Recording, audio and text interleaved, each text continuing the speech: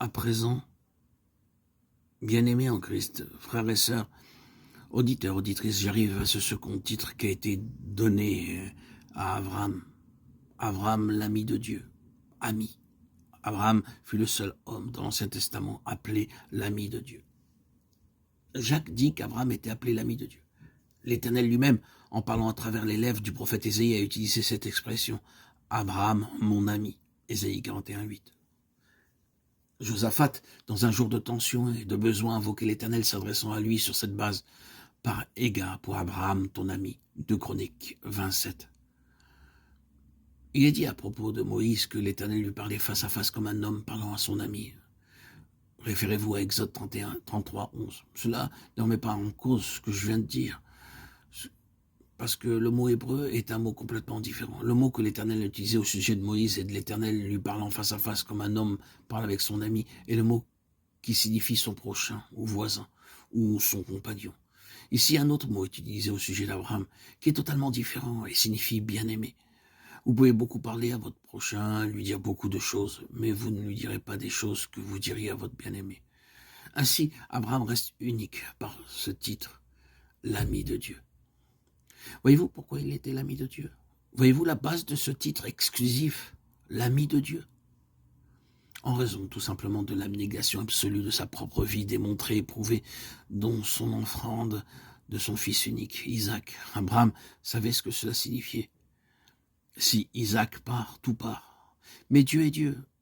Et il a fait une alliance. Et je peux me permettre d'offrir Isaac, mon fils unique. D'une certaine manière, Dieu ramènera à nouveau Isaac. Paul dit qu'Abraham croyait en Dieu, qui donne la vie aux morts. Référez-vous à Romains 4, 17. Et quand vous parvenez au point où vous pouvez de manière si totale tout abandonner à Dieu parce que vous croyez si absolument en Dieu que peu importe ce que vous laissez partir, il n'y aura aucune perte à long terme là où Dieu est concerné. Vous n'allez rien perdre, vous n'allez pas être limité en l'abandonnant à Dieu de manière totale et absolue. Si nous pouvons parvenir à cette position avec Dieu, et Dieu semble s'attaquer à cela, ce en quoi tout est contenu, avec lequel tout est lié, et disons, d'accord Seigneur, tu es le Dieu de l'alliance. Tu as fait l'alliance à ce sujet.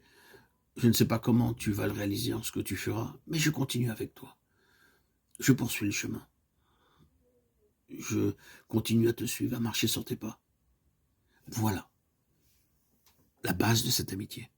Désormais, vous voyez comment cela désigne la croix du Seigneur, Jésus. Qu'est-ce que l'homme pour que tu te souviennes de lui, ou le Fils de l'homme pour que tu le visites?